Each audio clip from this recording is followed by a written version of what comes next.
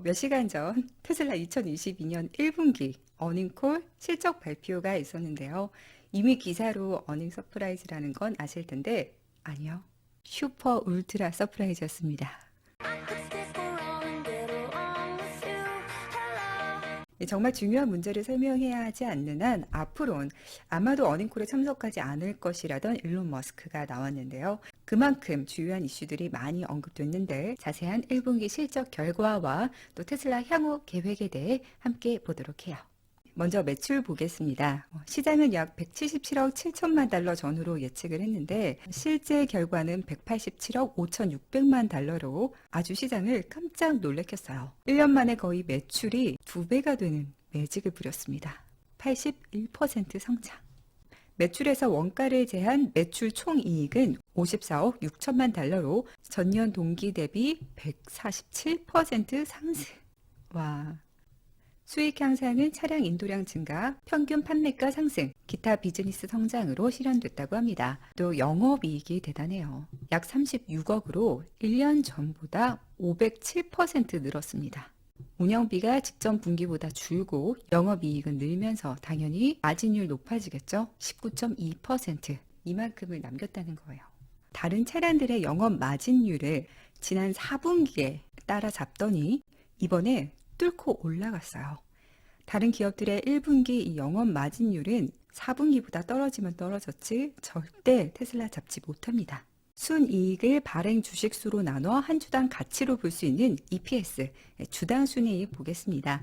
일회성 비용을 제외한 EPS로 볼게요. 주당 3.22달러. 시장 예상치 2.27달러를 훌쩍 넘겼습니다. 우리 주식 한 주당 작년 이때 1달러가 안 되게 테슬라가 벌어들였다면 지금은 3달러가 넘으니까 3배가 됐다는 겁니다. 그 박수 나와야죠.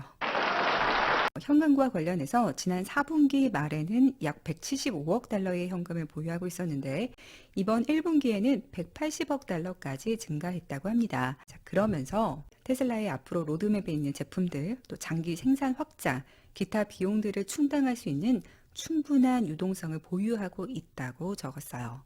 여러분, 부채가 차량 및 에너지 제품의 파이낸싱 제외하면 1분기 말 미지급 상환 부채가 1억 달러 미만으로 떨어졌다고 합니다. 이건 거의 부채가 없는 것으로 일론 머스크도 이 부채가 거의 사라졌다는 걸 강조했어요.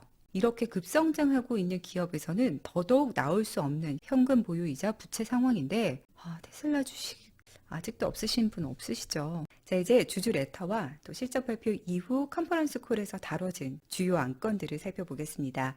자, 우선 많은 주주분들의 관심인 기가상하이 중단, 이로 인한 2분기 여파인데요. 무려 3주간 가동이 중단됐다가 엊그제 화요일부터 재가동을 시작한 상태입니다. 하루 2100대 생산하는 기가상하이가 3주간 셧다운이면 2분기 대략 최소 4만에서 5만 대 생산이 줄어든 거고 인도량에도 타격이 컸을 거라 예상이 되죠. 이에 관해 일론 머스크는 기가상하이가 복수심을 갖고 돌아왔다며 이전에 볼 수 없던 속도로 생산 라인이 가동되어도 놀랍지 않을 것이고 비록 몇 주를 놓쳤어도 2분기 기가상하이의 기록적인 생산량을 볼 수 있을 거라고 했습니다. 또한 3, 4분기 생산량은 훨씬 더 좋을 것이라고 했고요. 이웃법에는 안심시켜. 두 신규 공장에 관해서 일론 머스크는 초기 생산량은 작아 보이지만 기하급수적으로 커진다며 두 시설 모두 내년에 높은 볼륨을 달성할 것이라고 예측한다고 했습니다. 두 곳 모두 생산 지원 특별팀이 있고 또 4680 구조적 팩을 사용하면 차체 공정이 훨씬 간단해져서 생산을 빨리 늘릴 수 있다는 뜻이겠죠. 자, 그러면서 올해 약 150만 대 생산을 예상했습니다. 배터리와 관련해 보면요. 먼저 4680 배터리 셀, 기가 텍사스에서 4680 셀 모델 Y를 최초로 인도하기 시작했지만 올 연말엔 기존의 2170 셀도 탑재한 모델 Y를 생산할 것이라고 했고요. 반대로 기가 베를린은 2170 셀 모델 Y를 생산하지만 4680 탑재 모델 Y도 생산할 것으로 본다고 했습니다. 또한 4680 셀의 대량 생산은 올해 3분기 말쯤이면 가능할 것이라고 했어요. 자, 리튬과 관련해서도 언급이 있었는데 1분기에 생산한 자동차의 거의 절반이 니켈 또는 코발트가 없는 LFP 배터리셀 장착이었다고 합니다. 이게 비용이 더 저렴하기 때문에 비용 절감 이유도 됐을 것 같아요.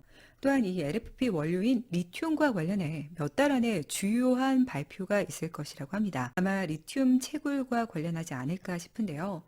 젊은 사업가들에게 돈을 좋아하면 이 리튬 사업에 뛰어들라는 농담을 하기도 했습니다. 사이버 로데오에서 언급된 무인 로보택시와 관련해 좀 디테일한 설명을 했습니다. 로보택시는 FSD에 최적화된 서비스 전용으로 설계가 될 거고 내년에 로보택시 제품 이벤트가 열릴 것이라고 하네요. 이 이벤트 장인. 그러면서 2024년에 대량 생산이 이루어질 것이라고 언급했습니다. 에너지 부문 보면 저장 장치에서는 전년 동기 대비 90% 성장하며 좋은 흐름 보이고 반면 태양광 배포는 특정 부품의 수입 지연으로 감소가 있었다고 하고요. 솔라루프는 전년 대비 지속적으로 증가하고 있다고 하네요. 이것도 좋은 소식입니다. 이 서비스와 기타 부문의 총 마진이 이제 거의 손익분기점에 근접했다고 합니다. 특히 보험 사업은 미국 내 여러 주로 확장을 하고 있고요. 텍사스 주에서는 테슬라 보험이 두 번째로 큰 보험사라고 하네요. 자, 이렇게 테슬라 2022년 1분기 실적 결과와 또 어닝콜에서 다뤄진 주요 내용들 정리해 보았습니다. 이런 실적 발표를 보고도 테슬라를 못 믿겠다 하는 분들은 어쩔 수 없어요. 이번 2분기 실적이 불가피하게 좀 좋지 않아 주가가 떨어지면 뭐다? 땡큐하고 오랜만에 영상인데 기분 좋은 소식으로 찾아뵈서 좋네요. 그럼 오늘도 좋은 하루 보내시고 다음 영상으로 찾아뵐게요.